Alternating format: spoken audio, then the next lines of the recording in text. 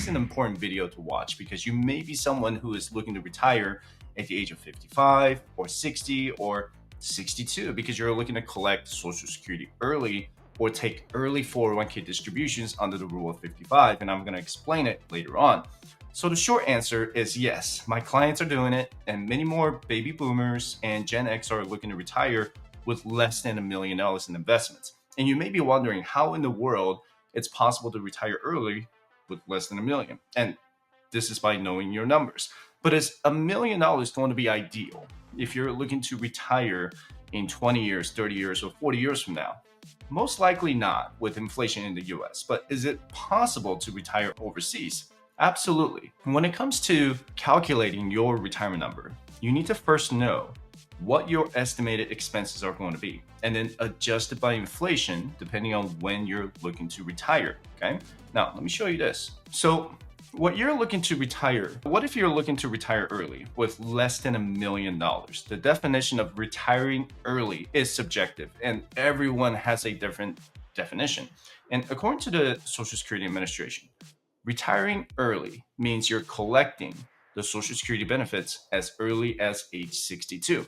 And according to the Medicare standards, if you retire before you turn 65, you're considered an early retiree. And if you're looking to just live on your 401k, then using the rule of 55 could make you an early retiree if you decide to retire at the age of 55. And if you're looking to live on your Roth investments, then the early retirement age is anytime before turning 59 and a half. And you can look at it from your health perspective. According to the CDC, the average lifespan in America for males is 74.8 years and females is 80.2 years. And I always wonder what it is that men do that they live 6 years shorter than women. But anyway, if you're following the average lifespan, retiring at age 65 means you have 10 years to enjoy in retirement, and retiring at age 55 means you have 20 years to enjoy in retirement. Now, I'm not saying that you're going to die at 65, but I'm just kind of giving you that perspective, right? And obviously we can't predict our health condition or when we're going to die, but there are people in the FIRE community who have pre-existing health conditions that push them to consider early retirement. And there is a FIRE strategy called Lean FIRE, and FIRE stands for Financial Independence and Retire Early. And the word lean means that you're looking to live frugally, and that could mean moving to a lower cost of living area or spending less on your discretionary expenses. And I've been on my FIRE journey since January 2016 when I paid off over $110,000 in total debt from credit cards to car loans. And I actually discovered the concept of FIRE when I was on my 2-year debt-free journey in 2014. And initially, I was just on a traditional FIRE plan or FIRE journey. But as years went by, I decided to switch to Fat FIRE, which is a topic for another day. So be sure to subscribe if you haven't done it already. So today, I just want to focus on Lean FIRE because it's such a unique type of FIRE strategy. So if you're dreaming of early retirement, but your bank isn't screaming future millionaire, this is the one that could actually work for you. But first, what is Lean FIRE? Well, simply put, it is an early retirement on a budget. Instead of aiming for a $2 to $4 million nest egg, you're planning for under $1 million because you don't need to live like a king or queen, and you just need enough to quit the 9-to-5 grind for good and think of minimalistic lifestyle, smart spending, and prioritizing freedom over fancy stuff. And just like any FIRE strategy, people on Lean FIRE first figured out their FIRE number, but with an emphasis on frugality. And the typical FIRE number is anywhere between $750,000 and $1.25 million. And that's going to be adjusted by inflation for the future years and depending on your retirement location. Now, why is Lean FIRE such a game changer for everyone? Instead of chasing a luxury retirement, it is about hitting your enough number and calling it a day, right? And maybe that means living in a lower cost of living area, downsizing your home, or choosing a life with fewer frills. In return, you're going to have more time, more freedom, and more sanity. And because at the end of the day, financial independence isn't about how much you earn, it's about how little you actually need. And if that means retiring early and never setting an alarm clock again, sounds like a a win to me, right? But lean fire also requires extreme discipline. It requires you to be strategic, disciplined, and much more frugal than any other fire strategy. Okay.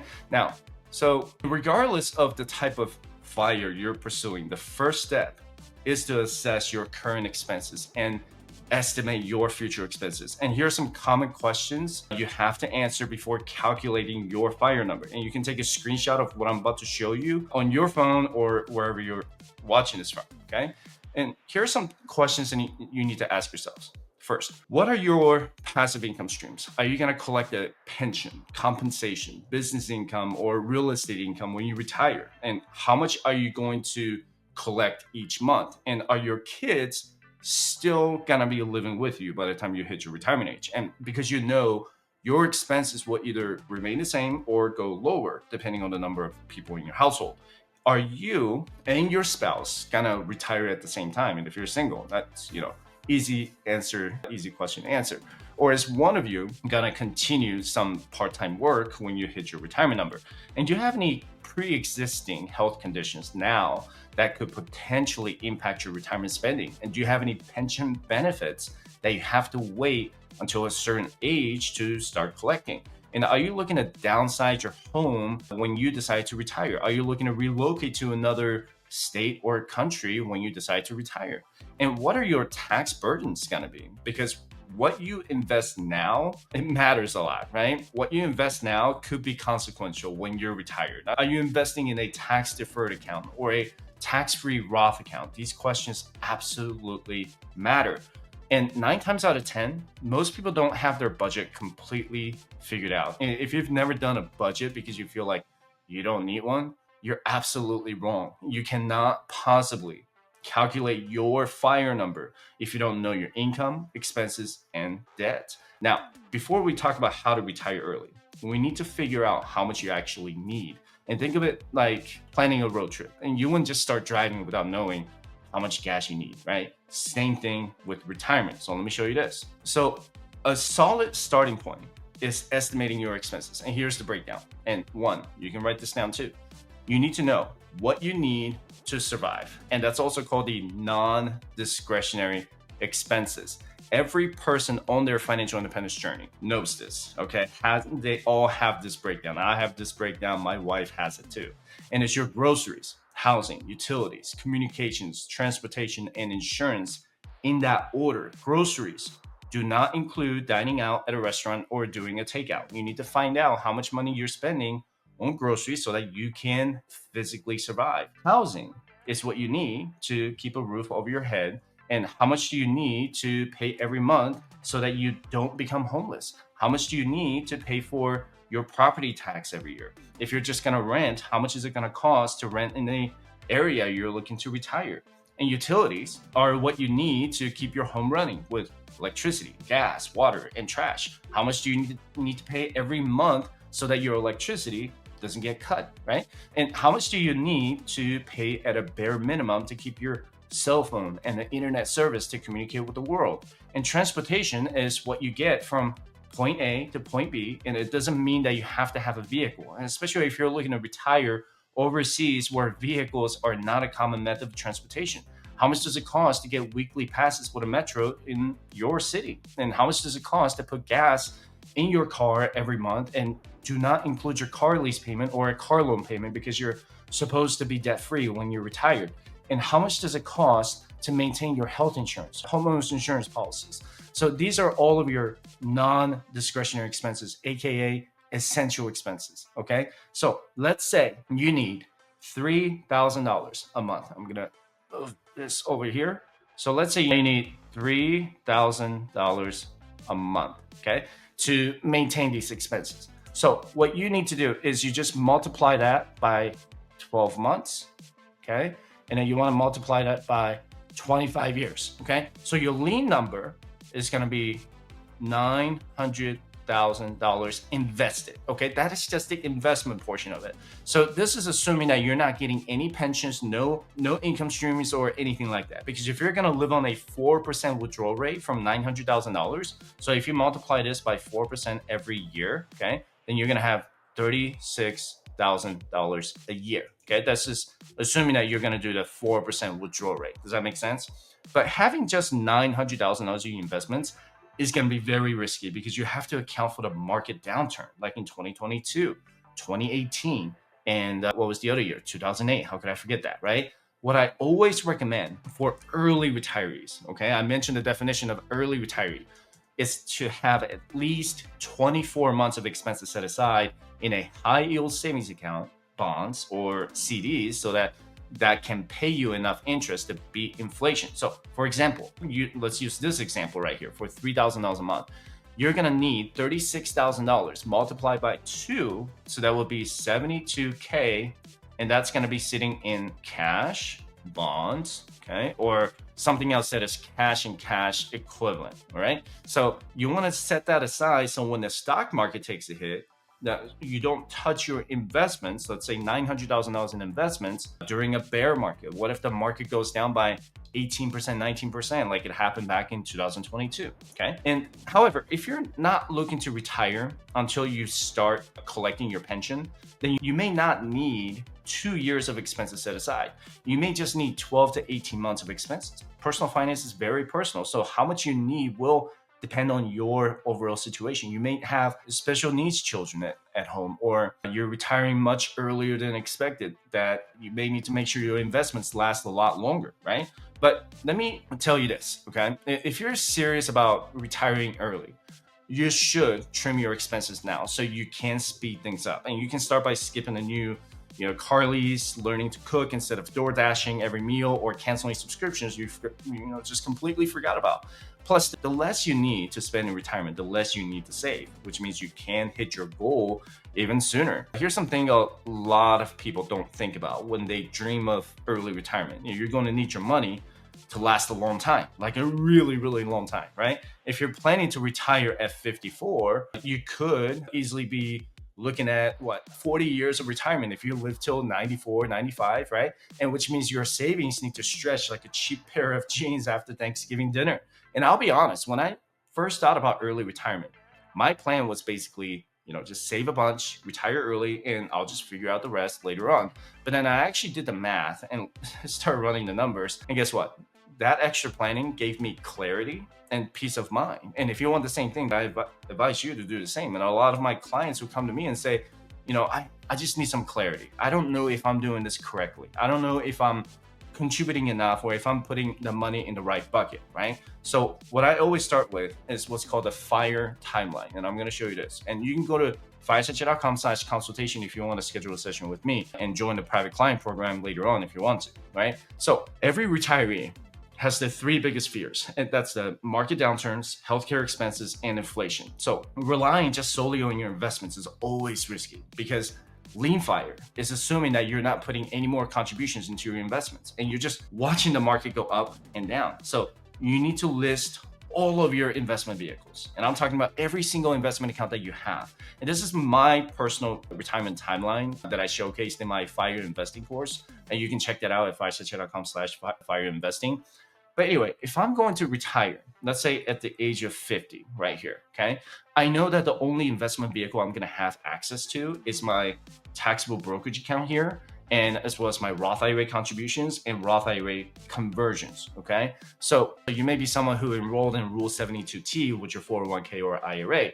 And yes, before you debate me on this in the comment section, I can take the Roth IRA contributions out at any time, tax-free and penalty-free, regardless of my age, because I already pay taxes on my contributions. What I cannot take out is the earnings, dividends, and interest that accrued inside the Roth IRA. That makes sense so far, right? And the Roth IRA conversion is also a good way to collect my traditional 401k early. But it requires a very careful tax strategy. I don't want to convert it when my wages are high while I'm still working, but wait until my wages are a lot lower in my retirement. And the Roth IRA conversion rule does not come with an age limit, but there is a 5-year contribution rule that you need to be aware of. But I'm going to talk about the 5-year Roth IRA conversion rule in next week's video, because I don't want this video to be an hour long, because that 5-year rule is something that you need to get to know of.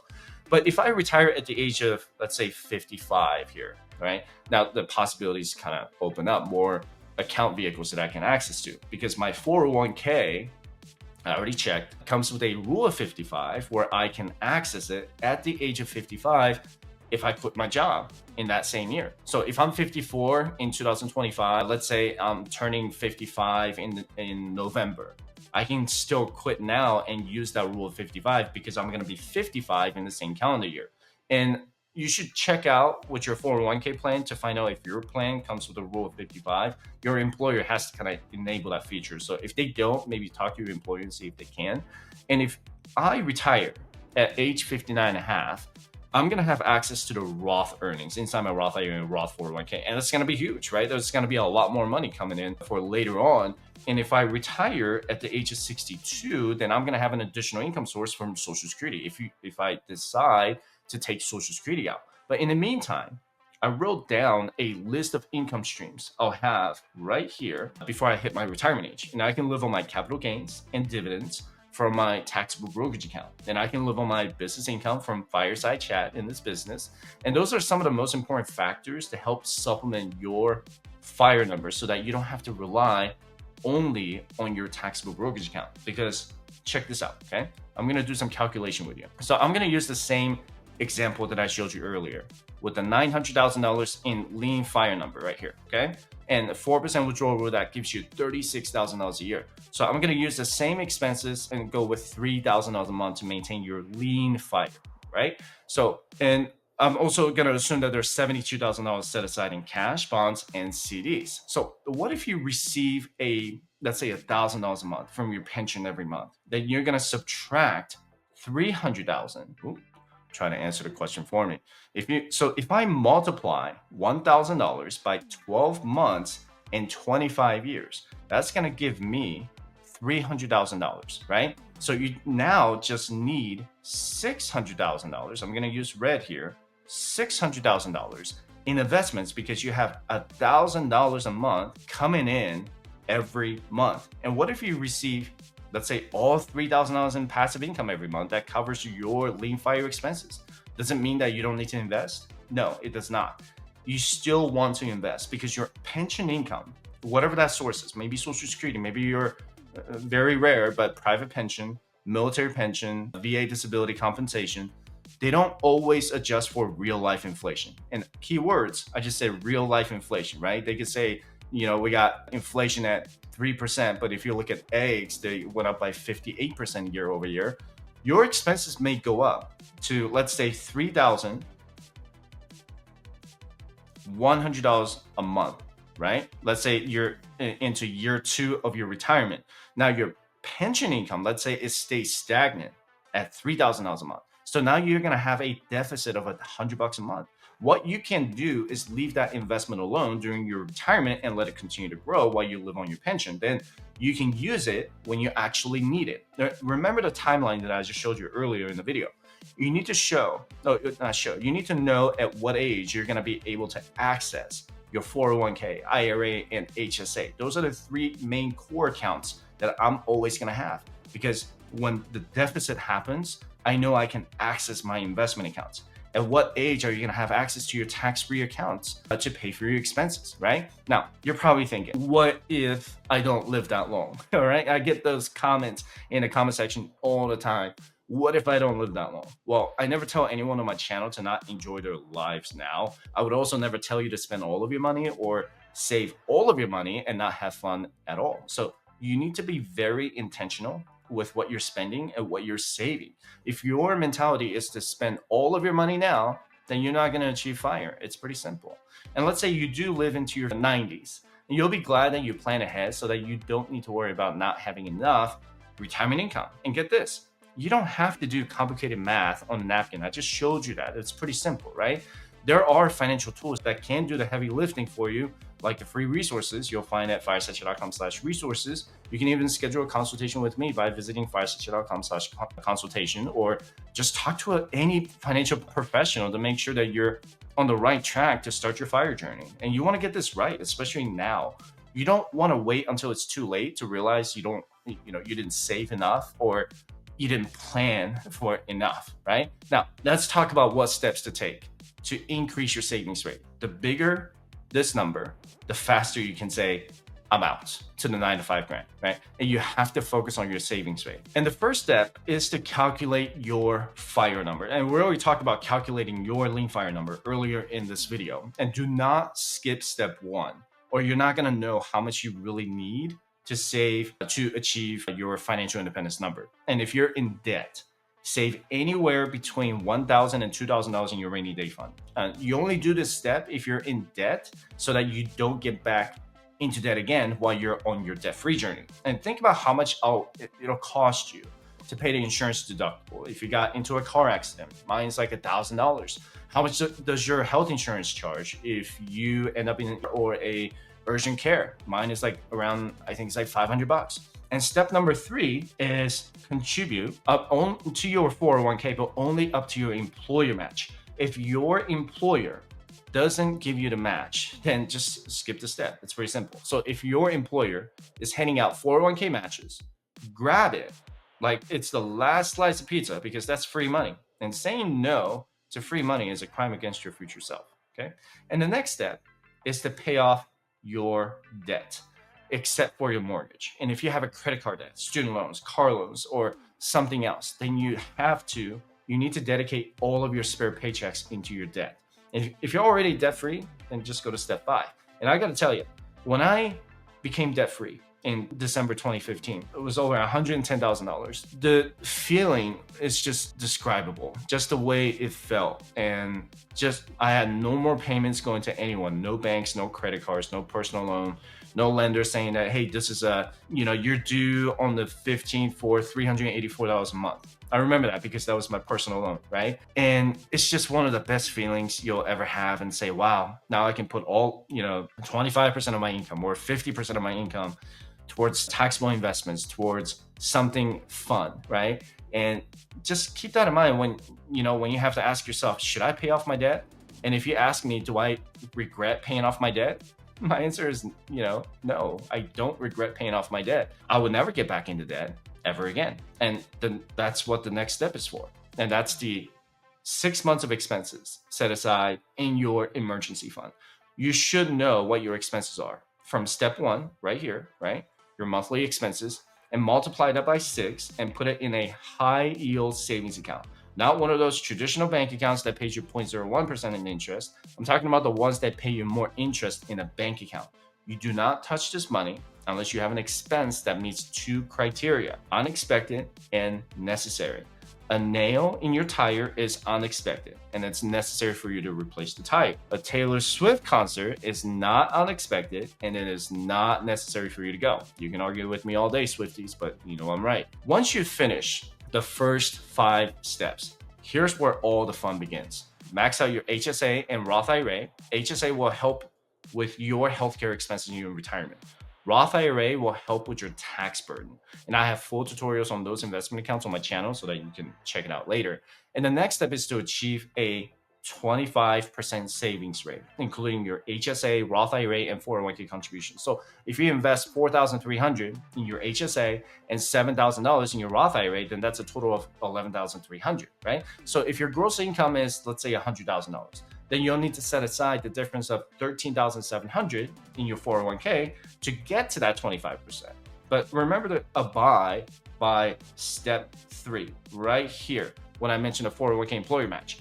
Does that $13,700 come with your employer match? Most of the time, yes. But sometimes you may need to contribute more to get the maximum employer contribution. It just depends on your income at that point. And you may be a high income earner where 401k, Roth IRA, and HSA are not enough to achieve the 25% savings rate. Great. If that's the case, then you need to open a taxable brokerage account to hit that 25% savings rate, okay? Then the next step is to max out your retirement accounts. So that would be your 401k or other 401k type plan like your TSP, 403b, 457, depending on the type of job that you have. In 2025, you can contribute up to $23,500 to your 401k, or an additional $7,500 if you're over the age of 50. You can also contribute an additional $11,250 if you're between the ages of 60 and 63. And once you achieve step 8, you're truly maximizing your retirement savings. Then the next step right here, that would be achieving the 50% savings rate. This was an incredibly difficult step for me to achieve. Most of you watching this may already have the maximum retirement contributions at 25%, then the remaining 25% can go into your taxable brokerage account to accumulate wealth. Okay. And you'd be surprised to see how quickly you can hit fire if you rapidly increase your savings rate. Then the last step, right here, pay off your mortgage. People on lean fire can live on less than $40,000 a year, and you want that mortgage paid off before you decide to retire early. You don't want to carry any debt in your retirement because that's a risk that you don't want to have. When I turn 50 in 11 years, I want to start becoming risk averse and de-risking my overall net worth by completely eliminating my mortgage debt. And this is where the market uncertainty and inflation come in, right? Having no debt to me is a sense of freedom. And as I said earlier, I still remember that feeling when I paid off $110,000 in total consumer debt. So I'm going to feel even more at peace when my mortgage debt is completely gone. Now, if you're wondering why we prioritize your 401k, IRA, and HSA in your FIRE journey, it's because of the tax-free growth. And let's say by the time I retire early, let's say I'm going to retire at 50, I'm going to have I'm just throwing the numbers on here. It's not my number, but let's say I'm at age 50, I'm going to have $500,000 total invested in my Roth 401k, Roth IRA, and HSA combined. And I have another, let's say $900,000 in my taxable brokerage account. Okay. I'm going to leave my retirement account alone because I'm not going to be able to touch them without the consequences of taxes and penalties, right? So I'm just going to live on my taxable brokerage account at $900,000. But as years go by, these accounts will continue to accumulate earnings, dividends, and interest without me making any contributions to it. So if you know the rule of 72, it's going to help you calculate how long it takes to double your investments. So let's say my retirement accounts are all 100% in stocks and I'm making 8% average annual return because I'm not touching this retirement account, 3 retirement accounts for a long time for let's say 10 years. So let's say I'm making a 8% average annual return. So if I use the rule of 72, you do 72 divided by 8, that's going to give me, it'll solve it for me, 9 years. Okay. So that means 9 years, every 9 years, this is going to double. So in 9 years, this is going to go to $1 million. I'm not kidding. Fact check me on it. All right. And in another 9 years, this is going to go to $2 million. All right. So every 9 years, my retirement accounts will double on their own without any further contributions. That 500K in 9 years, like I said, when I turn, let's say 54 years old, should become $1 million. Another 9 years, or when I turn 63, it should become $2 million. And that is the rule of 72. And because these accounts have been growing tax-free, and I can start taking money out of them tax-free when I turn 59 and a half. So when I turn 59 and a half, I don't just have my taxable brokerage account at $900,000. It's probably going to be more, right? But I also have my retirement accounts to help pay for any additional expenses. Remember, retiring early doesn't change the fact that you're going to need money until the day you die. And I'm always going to prioritize my 401k, Roth IRA, and HSA because these are the 3 core retirement accounts that will last until the day I die. The taxable brokerage account and other income sources are what I need to plan for my early retirement between the early retirement age until I'm 59 and a half. But these accounts still cannot beat the tax benefits that I get of a 401k, IRA, or HSA. You just can't beat them because this is taxable. This is not when I'm 59 and a half. You might not even need $1 million to retire early and live well. Hitting a 7-figure net worth is tough, but don't let the idea intimidate you or make you think it's the only way. The key is smart planning and the right strategy. And if you need help figuring it all out, you go to firesightchat.com/consultation to schedule a 60-minute session with me and simply just drop your FIRE number in the comments. Let me know. Let's make it happen.